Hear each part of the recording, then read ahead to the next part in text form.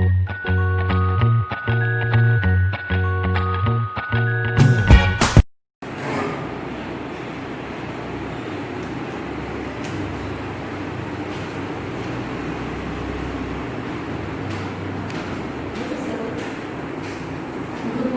જય નારાયણ. આજનો આપણો વિષય છે ફિલ્મ પર વિડીયો આપવાના. ફિલ્મ કઈ એટલે કે ટીચર અને સ્ટુડન્ટને લગતી એવી કોઈ ફિલ્મ હોય એવી. મારી ફિલ્મ છે પાઠશાળા. પાઠશાળા આ એવી પાઠશાળા છે એમાં પ્રિન્સિપલ જે છે આ પિક્ચર છે નાના પાટેકર સાહેબ. નાના પાટેકર સાહેબનું પિક્ચર એટલે જોવાનું ના હોય. એનું નામ છે આદિત્ય સહાય છે. પોતે ત્યાં શાળામાં પ્રિન્સિપાલ છે. આ શાળા આ એવું મંદિર છે એસવીએમ સરસ્વતી વિદ્યા મંદિર. આ એવું મંદિર છે કે જેની પ્રતિષ્ઠા બધી શાળાઓ કરતાં અલગ છે. એ આ શાળા પોતે પોતાનું જ્ઞાન અને વિચારોનું કે પ્રતિષ્ઠાની પ્રગતિનો વાયદો નથી કરતી, પણ એને નિભાવે છે. કે અમે જે કહીએ છીએ કે અમારી શાળા કે બાળકો ખૂબ જ હોશિયાર છે, અમારી શાળા ખૂબ સરસ છે, એ બધું જે કહીએ આપણે, પણ એવું ખાલી બોલતા નથી, એને કરી બતાવે છે. જે વાયદા કરે છે તેને નિભાવે છે. આ શાળા અત્યારે જે અદ્યતન શાળાઓ છે જેમાં ડિજિટલ છે શાળાઓ છે, હવે તો ડિજિટલ આવી ગયું છે. અદ્યતન સુવિધાઓ જે અત્યારની સ્કૂલો જોઈએ તો 5 સ્ટાર હોટલ જેવી બધી સુવિધા અંદર હોય એવી નથી. આ શાળાનું બિલ્ડિંગ કેવું છે, જૂનું અને પુરાણું છે, પરંતુ એની પ્રતિષ્ઠા, એના વિચારોની બુનિયાદ બધી શાળા કરતાં ઊંચી અને અલગ છે. આ શાળાના જે પ્રિન્સિપાલ છે એ પોતાની શાળા કઈ રીતે, કેવી રીતે, જેમ બને તેમ આગળ આવે અને ત્યાંના બાળકો પણ સારું પોતે ભણે. એટલું ભણતર નહીં, પોતાનું દરેક વિદ્યાર્થીનું સારું ભણતર થાય, સારા સંસ્કારો પામીને સ્કૂલની બહાર નીકળીને આગળ પોતે કંઈક સારું કરે, સારા લેવલ પર જાય, એવું કાયમ જ એમનું વિચારવાનું મનમાં મંથન ચાલતું જોયું. જેવું કે આપણા શાળાના પ્રિન્સિપાલ જે આપણા શ્રી ડૉક્ટરભાઈ ભગુભાઈ છે એ રીતે એ પણ પોતે એવું જ કરે છે કે આપણી શાળા, આપણું નારાયણ વિદ્યાલય કઈ રીતે આગળ આવે, આપણા શહેરમાં કઈ રીતે ટોપ લેવલનું કહેવાય, એવું એ પણ કાયમ જ મનોમંથન શાળામાં હું પોતે ઘરે જઈને પણ એ કરતા જ રહે છે. એવું આ શાળામાં પણ જે આદિત્ય સહાય પ્રિન્સિપાલ સાહેબ હોય છે તે કઈ ને કઈ એવું વિચારતા જ રહે છે. હવે એ જેવા હોય છે એવું કહે ને કે જેવા હેડ હોય એવા નીચેના હોય, એટલે તેનો સ્ટાફ પણ એ રીતે જ હોય છે. સ્ટાફ પણ ખૂબ સરસ હોય છે, બાળકો સાથે સારી રીતે રહે છે, બાળકો કંઈક ખૂબ સરસ કે ભાઈ સારી રીતે ભણતા હોય છે. હવે એકવાર ઇંગ્લિશના ટીચર નથી હોતા, એટલે ઇંગ્લિશના ટીચર નવા લેવાના હોય છે. તેમાં એકવાર એક દિવસ આવે છે, એમાં સહીલ કપૂર જે પોતે રાહુલ પ્રકાશ ઉદ્યાવર એમનું નામ હોય છે, એ પોતે ઇંગ્લિશના ટીચર તરીકેની જોબ માટે અહીંયા આવે છે. એટલે પહેલાં તો આવવું હોય એટલે આપણે પહેલાં પ્રિન્સિપલને મળવું પડે. એમાં મારે દાદા હોય છે, પણ બહુ જૂના જ્યારની સ્કૂલ ખુલી હોય છે ત્યાંના કાકા હોય છે, એમને મળે છે. કે તમારે કેમ આવું થયું? કે મારે આવી રીતના એપોઇન્ટમેન્ટ છે.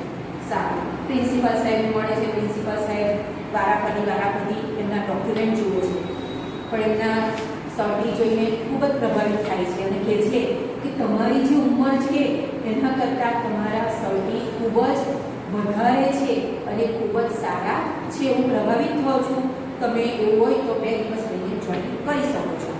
પણ આ સર એવું કહે છે કે હું આજે આવ્યો છું એટલે હું તો આજથી જોઈન કરી દઈશ. એટલે સર તો વધારે પ્રભાવિત થાય કે ખૂબ સરસ, ખૂબ આજથી તમે જો કામ કરવા તૈયાર હોય તો ઘણું સરસ કહેવાય, મને કોઈ વાંધો નથી. પણ એમના સર્ટી જ્યારે જુએ છે ને ત્યારે એમનો હોબી જુએ છે કે આ ટીચરને મ્યુઝિકમાં ઇન્ટરેસ્ટ છે. એટલે પછી એ પ્રિન્સિપાલ સાહેબ કહે છે કે તમે ઇંગ્લિશ માટે આવ્યા છો, હું તમને અહીંયા રાખી પણ દઉં છું, પણ તમને સાથે સાથે મ્યુઝિકનો શોખ છે, હોબી છે તમારું, તો અહીંયા મ્યુઝિકના ટીચર પણ નથી, એટલે તમે મ્યુઝિક પણ જો ભણાવો તો વધારે સારું કહેવાય. ત્યારે પેલા રાહુલ સર કહે છે કે સર મને શોખ છે, એ મારો હોબી છે, પણ હું એને બાળકોને ભણાવી શકું નહીં. શોખ એ અલગ વાત છે અને બાળકોને ભણાવવું એ અલગ વાત છે, એટલે એ હું નહીં કરી શકું. એટલે સર તો કહે છે કે તમે તો બહુ ક્રાંતિકારી વિચારના છો, આંદોલનના જમાનાના છો. તો પછી રાહુલ સર પણ કહે છે કે આંદોલન થતા નથી, એ તો આંદોલન કરવા નથી પડતા, પણ આંદોલન આમ જ થઈ જાય છે. એટલે એમના બધા વિચારોથી પ્રિન્સિપલ સાહેબ ખૂબ પ્રભાવિત થાય છે અને પેલા સર તે જ દિવસથી ભણવાનું ચાલુ કરે છે. ત્યાં બીજા બધા ટીચરો હોય છે, વિજ્ઞાનના, મરાઠી વિષય હોય છે, ત્યાં મરાઠીના, હિન્દીના બધા શિક્ષક હોય છે ગણિતના. એમાં એક ન્યુટ્રિશિયન્સ ટીચર હોય છે, જેવા કે આપણા હેમાબેન. હવે એમનું કામ શું હોય કે બાળકોને આપણે જે નાસ્તો આપીએ છીએ અને જમવાનું આપીએ છીએ તે બાળકો માટે કયું સારું છે, કયું નથી સારું, એ એમને જોવાનું કામ હોય છે. તે એ પણ ખૂબ સરસ રીતે કરે છે, જેવું કે આપણા શ્રી હેમાબેન કરે છે. કાયમ નાસ્તામાં આપણે જોઈએ છે તો આખા મહિનાનું લિસ્ટ બનાવીને બાળકોને માટે જે સારું હોય તે જ પોતે રસોઈમાં બધું મંગાવી લે છે અને આપે પણ છે. એ રીતે એ ટીચર પણ ખૂબ જ સરસ રીતે બાળકોનો નાસ્તાનો અને જમવાનું ધ્યાન રાખે છે. હવે એ ટીચર હતા પણ મ્યુઝિકના ટીચર નહોતા, એટલે એ ટીચર પોતે શું કરે, રસોડું તો સંભાળે, પણ હવે પેલો ક્લાસ ખાલી પડે ને, મ્યુઝિકનો પિરિયડ આવે તે ખાલી પડે એટલે છોકરાઓ તો તમે જુઓ ને તો ક્લાસમાં ધમાલ, બેન્ચીસ. હવે છોકરા નાના બાળકો તો શું કરે કે બેન ના હોય કોઈ એટલે બેન્ચીસો પર ચડીને ધમાલ, એકબીજા પર પેલા નોટોના કાગળિયા ફાડી બીજા મારે, એકબીજા પર મારે કરે. હવે એવું બધું કરવા કોણ આવે? ત્યાં પેલા ભાગ મારે દાદા કાયમ આવે, થોડી વાર એમને મસ્તી કરાવે, કારણ કે દાદા બહુ સરસ મજાકિયા હતા, એટલી રીતના મજાક કરે. એટલે એક દિવસ એકવાર મજાક કરતા એક સર આવ્યા હતા કે તમે શું કરો છો એમ કે આ છોકરાઓને એમ કે નવરા પડે છે, ધમાલ કરે છે, મ્યુઝિકના કોઈ ટીચર નથી, તો હું જરી મસ્તી કરાવું છું એમ કે છોકરાને પણ મજા આવે છે અને મને પણ મજા આવે છે. હવે પેલા જે નાસ્તાવાળા જે બેન હતા અને ટીચર હતા અંજલીબેન, તે પછી શું કરે કે રોજ આવે એને એક સીડી પ્લેયરમાં મૂકે, ગીતો વગાડે અને છોકરા સાંભળે. હવે રોજ એક થાય ને એટલે છોકરા પણ કંટાળી જાય કે સારું મ્યુઝિકમાં કશું કરવા જ નથી મળતું, કશું શીખવા જ નથી મળતું. એટલે એક દિવસ બહુ ધમાલ કરતા હોય તો પેલા જે ઇંગ્લિશના ટીચર હોય છે નવા લીધેલા, એમને કીધેલું હોય કે તમે મ્યુઝિક લો, પણ એ ભણવાની ના પાડે છે. પણ એ દિવસે એરાએ જઈ શકે છે અને પોતાને ગીટાર વગાડતા આવડે છે, એટલે સરસ ગીટાર વગાડી અને સરસ ગીત ગાઈને છોકરાઓ તો ઝૂમી ઉઠે છે, એમને તો મજા આવી જાય. એટલે પછી ત્યાં નિત્યક્રમ થઈ જાય. એટલે પેલા સરે જ્યારે ફ્રી પડે એનો પિરિયડ ના હોય ને અહીંયા મ્યુઝિકનો ક્લાસ ખાલી હોય એટલે પોતે મ્યુઝિક લઈને ભણાવી તો નથી શકતા, પણ આ રીતે બાળકોને જુદા જુદા ગીતો ગાઈ અને મ્યુઝિકના જે ઇન્સ્ટ્રુમેન્ટ હોય છે તે એમને જે આવડતા હોય તેટલા વગાડીને મજા કરાવે છે. એ રીતે આ શાળા ખૂબ સરસ રીતે ચાલે છે. હવે રિસેસ પડે ને ત્યારે બધા છોકરાઓ આપણે કેવું કે મેદાનમાં બહાર જાય, એ રીતના બાળકો નાસ્તો કરીને પછી રમવા જાય. હવે પેલા સરે ફરતા બધા સરો તો બહાર ફરતા હોય, મેદાનમાં ધ્યાન રાખવાનું હોય, એટલે આ જે રાહુલ સર હોય છે તે પણ બહાર ફરતા હોય છે. ત્યાં એમની નજર એક છોકરા પર પડે છે. હવે એ છોકરામાં શું ખામી હોય છે ને, જન્મથી અહીંયા મોઢા પર આટલો મોટો ડાઘ હોય છે, કાળો, જે આપણે ડાઘ પણ કહી શકીએ, આટલો મોટો હોય છે. એ છોકરો બહુ નાનો હોય છે, ચોથા પાંચમામાં ભણતો હોય છે. હવે એને અહીંયા આટલો મોટો ડાઘ ને એટલે કોઈ પણ છોકરા એને બોલાવે નહીં. જ્યારે બધા છોકરા ભેગા મળીને રમતા હોય એને પણ મન થાય કે હું બધા સાથે રમવા જાઉં, પણ એ જ્યારે બધાની જોડે મળવા જાય એટલે તરત છોકરાઓ બધા આગા ખસી જાય, એને ધક્કો મારીને પાડી નાખે, હું કેમ અહીંયા આવે છે, તારે અમારી સાથે રમવાનું નહીં, અમે તને રમાડીએ. એ બિચારો જ્યારે પણ બધા જોડે જાય તો પેલા છોકરાને ધક્કો મારીને પાડી દે. એટલે એને ઘણી વાર એવું કર્યું, પછી કોઈની જોડે જાય નહીં, રિસેસ પડે એટલે પોતે નાસ્તો ખાઈને પોતે શું કરે તો એમની કંઈક રમવા તો જોઈએ ને. તો જેવી જાળી હતી ને ત્યાંથી બહાર કેટલાક કૂતરામાં, તો પેલો પણ કૂતરા પેલા જાળી પાસે રમે ને તે પણ પોતે હાથ રાખીને આમ એક બે દિવસ આરામ કર્યો તો પેલા કૂતરાને પણ દોસ્તી થઈ ગઈ. કારણ કે પ્રાણી, મૂંગું પ્રાણી પણ એ છે ને સામેવાળાનો ભાવ જુએ, લાગણીને, ઇમોશનલીને સમજે. એટલે કૂતરાને પણ કેવું છે કે પેલા બાળકની માયા થઈ ગઈ. પછી આ તો નિત્યક્રમ થઈ ગયો, પેલો છોકરો નહોતો તો એને કોઈ રમાડતું નહોતું, એટલે એ પોતે રોજ રિસેસ પડે જમે એટલે પછી ગેટ પર હાથ નાખીને પેલા કૂતરા સાથે રમ્યા કરે. એક દિવસ પેલા રાહુલ સરે જોયું કે આ બાળક કેમ આવો એકલો જ રમ્યા કરે છે, બધા બાળકો રમે છે પણ આ બાળક કાયમ ત્યાં ગેટ પાસે બેસી રહે છે અને કૂતરાને રમાડે છે. ત્યારે જેટલા ભગ મારે દાદા હોય છે એ પણ ત્યાં ફરતા હોય છે. તો પેલા સર એક ધારું જોતા હોય છે ને તો દાદા કહે છે કે સર આ તો એનો નિત્યક્રમ છે. તો કે કેમ? કારણ કે એને જ્યાં ખામી છે એને લીધે કોઈ છોકરા એની સાથે રમતા નથી, એટલે એને આ કૂતરાઓને જ પોતાના મિત્રો બનાવી દીધા છે અને રોજ આની સાથે રમે છે. તો એ સરે મગજમાં વિચારી લીધું કે આ મને કંઈક છોકરાઓને કરવું પડશે. સારું એમ કરીને પાછી રિસેસ પૂરી થાય છે, રોજનો નિત્યક્રમ રોજ બાળકો ભણે છે અને પાછા છૂટા પડે છે.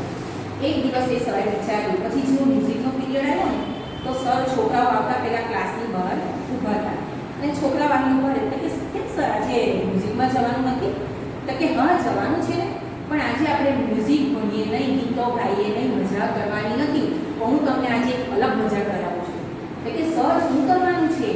કે આપણે એક અલગ બધા છે ને જે બોલી શકતા નથી આપણે પણ ખાલી આપણને સમજી શકે છે, દિલથી સમજે છે એવા આપણા મિત્રોને આજે મળવાનું છે. એમ કરીને ક્લાસનો ગેટ ખોલે છે, આખો ક્લાસનો ગેટ ખોલે છે. પછી બધા બાળકોને અંદર લઈ જાય છે. તો સામે શું હોય છે? કે નાના નાના કૂતરાના ગળુડિયા ઘણા બધા લાવીને મૂકેલા હોય છે એ સ્વર. પછી છોકરાઓને કહે છે જો શાંત થઈ જાઓ, આપણે પેલા મિત્ર છે ને એમની સાથે આજે આપણે દોસ્તી કરવાની છે. હવે હું જોઉં કે કોણ એના દોસ્ત બને છે. કૂતરાઓનો જે પેલા નાના નાના ડોગી જોયા તો અમી છોકરા તો મજા પડી ગઈ. આહા કેટલા સરસ નાના નાના બચ્ચા છે. હવે છોકરાને કેવું હતું કે આપણે જોડે જઈશું એટલે આપણી સાથે રમશે છે, તો બધા છોકરા જઈને ઉમટી પડે છે. પણ જેવા છોકરા નજીક જઈને રમાડવા માંડે છે એટલે પેલા કૂતરાઓ તો શું કરે છે? હાવ હાવ હાવ કરીને હસવા માંડે છે. એટલે બધા છોકરા બીના માયલા સર પાસે આવી જાય છે. પણ કોણ નથી આવતું? એક છોકરો. કયો છોકરો? જે કાયમ પેલા ડોગીને રમાડે છે. છોકરાનું નામ પાર્થ હોય છે. એ પાર્થ નથી આવતો પાછો, પણ એ તો છોકરા ગલુડિયા સાથે બેસી જાય છે અને એને સરસ રીતે રમાડે છે. પોતે એના પર ખોળામાં લઈ લે છે, પોતે સૂઈ જાય છે, પોતાના પર સુવાડી એવી રીતના અલગ અલગ રીતે રમાડે છે. એટલે સર પેલા છોકરાઓને સમજાવે છે કે તમે બધા કેમ પાછા આવી ગયા? પેલા ડોગીએ તમારી સાથે કેમ દોસ્તી ના કરી? જુઓ તમે શાંતિથી છોકરો પાર્થ શું કરે છે? તો કે સર પાર્થ તો બધા ડોગી જોડે રમે છે સરસ, આ ડોગી અમારી જોડે કેમ ના રમ્યો? તો કે એ છે ને દિલની ભાષા સમજે છે. એમ કે જેનું દિલ સારું અને સાચું હોય ને ડોગી એની સાથે દોસ્તી કરે. હવે તમે વિચારો કે કોનું દિલ સાચું અને સારું હતું કે કોનું નહીં, એમ કે કોની જોડે દોસ્તી ના કરી? એટલે બધા છોકરા વિચારે છે અને પછી બધા છોકરા કરીને નીચે જોઈ જાય છે કે જેને આપણે અત્યાર સુધી ધુટકારી નાખ્યો એની એક ખામીને લીધે અત્યારે જો મૂંગા પ્રાણી એની જ દોસ્તી કરે છે. એટલે પછી વારાફરતી બધા કહે છે સોરી, અને પછી બધા વારાફરતી પેલા પાર્થ પાસે જાય છે અને પાર્થને કહે છે સોરી, તું આજથી અમારો મિત્ર, અમારો ફ્રેન્ડ, આપણે બધા અમે બધા તારી સાથે ભેગા થઈને રમીશું, તને રમાડીશું ને આપણે બધા સાથે રહીશું. એટલે એક શિક્ષકે સારી ભૂમિકા ભજવી કે એને છોકરાઓને લડીને નહીં તો કેવું હતું સર એ પણ રીતે કહી શકાય કે જો કાલથી તમારે આની સાથે રમવાનું છે, એને રમાડવાનો છે, કોઈએ એને મારવાનું નથી, કોઈ એને ભણસેડી નાખવાનું નથી. પણ એમણે એવું ના કર્યું. એમણે કંઈ પોતે વિચારીને આ રીતે ઉદાહરણ આપીને બાળકને બધા બાળકોને સમજાવ્યા. તે બધા બાળકો સારી રીતે સમજી ગયા. એવી રીતે ખૂબ જ સરસ શિક્ષકો પણ સારી રીતે વિદ્યાર્થીઓને આ રીતે મગજમાં ઉતારતા હતા. હવે પેલા જે પ્રિન્સિપલ સાહેબ હતા એમને કાયમ કંઈ ને કંઈ એવું રહ્યા કરે કે હું શિક્ષકોને સારું કંઈક આપી શકતો નથી. સ્પોર્ટના સર હોય છે તેમને બોલાવે છે કે તમે જે સ્પોર્ટમાં છોકરાઓને રમત રમાડો છો એ પણ ખૂબ સારી રમત રમાડે છે, પણ તમને બધું પૂરતું ઇન્સ્ટ્રુમેન્ટ મળી રહે છે? એટલે સર કહે છે કે સર એમ કે મળે છે, થોડું ઓછું છે પણ ચાલશે, ચાલી જાય છે, વાંધો નહીં. એટલે પ્રિન્સિપલ સર કહે છે કે તમને જો વધારે સારું જો મળે તો તમે શું કરો? તો કે ખૂબ સરસ, તો આથી સારી રમતો ગેમ રમાય, વિદ્યાર્થી આથી સારા રમત રમીને આગળ આવી શકે. એટલે પેલા જે પ્રિન્સિપલ સર હોય છે એમને તો મનમાં એ જ ચાલે છે, એમને કાયમ એવું જ રહે છે કે જે બહાર પેલી અદ્યતન સ્કૂલો છે એવું હું પોતે શાળાને આપી શકતો નથી. કાયમ એમને એવું ને એવું જ રહ્યા કરે. પણ શિક્ષકો એમને કાયમ સાથ આપે છે કે અમે તમને આ સ્કૂલ આગળ લાવવા શું કરી શકીએ એ અમે હેલ્પ કરવા તૈયાર છીએ.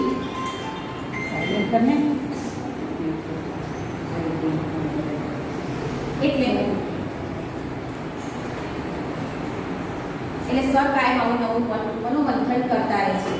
હવે છોકરાઓ પણ એટલે એક વાર પ્રિન્સિપલ સાહેબ કહે છે બહુ જ વખત થઈ જાય છે, અને આ સ્કૂલમાં 32 વર્ષ કર્યા હોય છે. એટલે છેલ્લે કહે છે કે હું હવે આ સ્કૂલમાં આટલા વર્ષ થયા, હવે હું રિઝાઇન આપું છું. તમે એવું કહું છું. એટલે આખો સ્ટાફ કહે છે કે ના સર તમારે તો આ સ્કૂલને અને અમને સ્ટાફને ખૂબ જ જરૂર છે. પણ એ કહે છે કે ના ના હવે બહુ થયું નિવૃત્તિ લઉં છું, તમે બધા કેપેબલ છો, સારી રીતે સ્કૂલ ચલાવો છો અને આગળ પણ ચલાવશો.